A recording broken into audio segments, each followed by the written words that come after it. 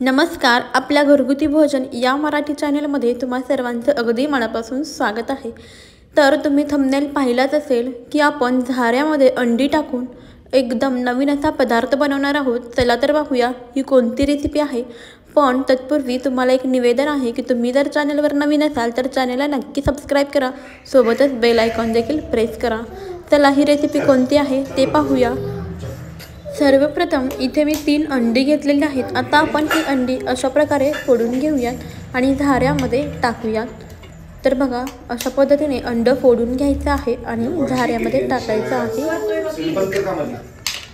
तर मी ज्या पद्धतीने अंड फोडते त्या पद्धतीने तुम्ही जर अंडी फोडली तर अजिबात त्याचं कवच म्हणजे जे काही अंड्याचं टर्फल असते ते अजिबातच अंड्यामध्ये पडणार नाही. तर बघा, इथे आपण हे 3 अंडे आहेत ते फोडून घेतलेले आहेत. झाऱ्यामध्ये टाकल्यानंतर याचा पिवळा जो भाग आहे तो सेपरेट करायचा आहे आणि बाकीचा जो उर्वरित खालचा भाग आहे तो सेपरेट केलेला आहे. बघा, अशा पद्धतीने आपण पिवळी अंडी आहेत ते साईडला काढून घेतलेले आहेत.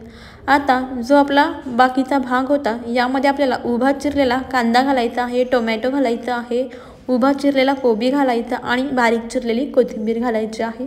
या सर्व भाज्या यामध्ये टाकायच्या आहेत. शक्यतो या ज्या भाज्या आहेत त्या उभ्या आकारामध्ये कट करून घ्यायच्या. आता यामध्ये चवीनुसार मीठ टाकूया, अर्धा चमचा हळद घालायची, अर्धा चमचा लाल तिखट घालूया आणि आता हे सर्व एकजीव असं मिक्स करून घेऊया.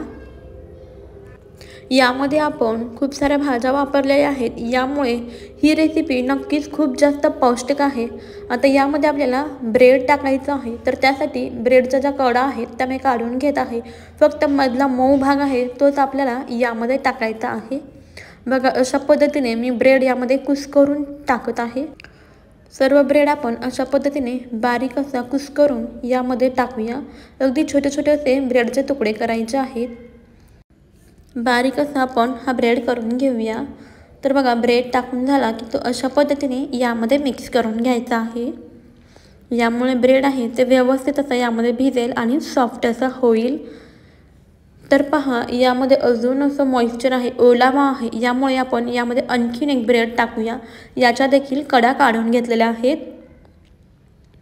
तर अशा पद्धतीने ब्रेड आपण बारीक असा चुरून यामध्ये टाकून घेऊयात. सर्व ब्रेड अशा पद्धतीने चुरून घ्यायचा आहे. याला अजिबातच मिक्सरमध्ये वगैरे फिरवायची काहीच गरज नाही, हाताने देखील लगेचच हा बारीक होतो. आता आपण हे व्यवस्थित असे मिक्स करून घेऊया, एकजीव असं करून घेऊयात. यामुळे काय होईल की ब्रेड यामध्ये छान असा भिजला जाईल आणि सर्व मिश्रण एकसारखं असं होईल.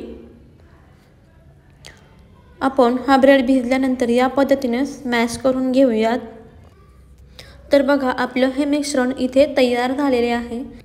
इकडे मी गॅसवरती एक पॅन गरम करायला ठेवलेला आहे. पॅन गरम झाला की यावरती आपण तेल टाकूयात.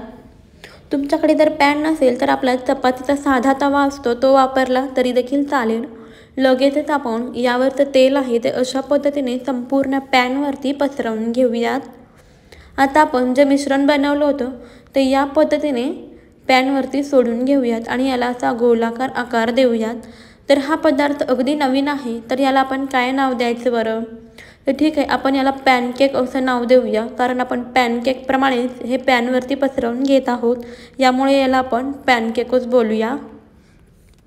तर बघा, गोलाकार असं मी पसरवून घेतलेला आहे. एक पॅनकेक झालेला आहे. लगेचच आपण दुसरा देखील पॅनकेक बनवून घेऊया. थोडं थोडं असं मिश्रण टाकून याला गोलाकार असा आकार देऊयात. छान असं पसरवून घ्यायचं आहे. तुम्हाला हवे असेल तर तुम्ही कोणत्याही आकारामध्ये हे बनवून घेऊ शकता. मी याला गोलाकार असा आकार दिलेला आहे. एखादा मिनिट झाला की लगेचच यावरती बघा अशा पद्धतीने गोलाकार करून घ्यायचा आहे. थोडंसं जे वरचं मिश्रण आहे ते साईडला करून घ्यायचं आणि जो पिवळा भाग होता तो यामध्ये टाकूयात. तर हे जे अंड आहे ते अगदी गुळगुळीत असं लगेचच घसरतं, त्यामुळे आपल्याला अशा पद्धतीने थोडंसं मिश्रण बाजूला करून घ्यायचं आहे. दोन्ही पॅनकेकवरती आपण अंड्याचे पिवळे पार्ट आहेत ते टाकलेले आहेत. आता साईडने तेल सोडून घेऊयात आणि हे खालच्या बाजूने छान असे भाजून घेऊयात. तर पॅनच्या साईडला जे तेल गेलेलं आहे त्यामुळे पॅन अशा पद्धतीने आपण हलवून घेऊयात. यामुळे काय होईल, जे साईडचं तेल आहे ते बरोबर पॅनकेकच्या खाली जाईल. तर बघा, इथे 2 मिनिटे झालेली आहेत. आपण हे पॅनकेक आहेत ते पलटवून घेऊया. बघू शकता अगदी मस्त असा याला कलर आलेला आहे। खालच्या साईडने ते अगदी छान असे भाजले गेलेले आहेत। दुसराही पॅनकेक आपण पलटवून घेऊया। अगदी भन्नाट असा याला कलर आलेला आहे आणि बघा एकदम मस्त असे भाजले गेलेले आहेत। लगेचच आपण दुसरी बाजू देखील भाजून घेऊया। बघा आता आपण हे पलटवून घेऊया। तर बघा खालच्या बाजूने देखील हे छान असे भाजले गेलेले आहेत। मस्त अगदी भन्नाट झालेले आहेत। लगेचच आता आपण हे एका प्लेटमध्ये काढून घेऊयात। बघू शकता अगदी मस्त असे झालेले आहेत। प्लेटमध्ये काढून घेतलेले आहेत। आता आपण याला चाकूने कट करून घेऊयात। तर मी इथे याचे 2 भाग करून घेत आहे। तुम्ही हव्या त्या आकारामध्ये हे पॅनकेक्स कट करू शकता।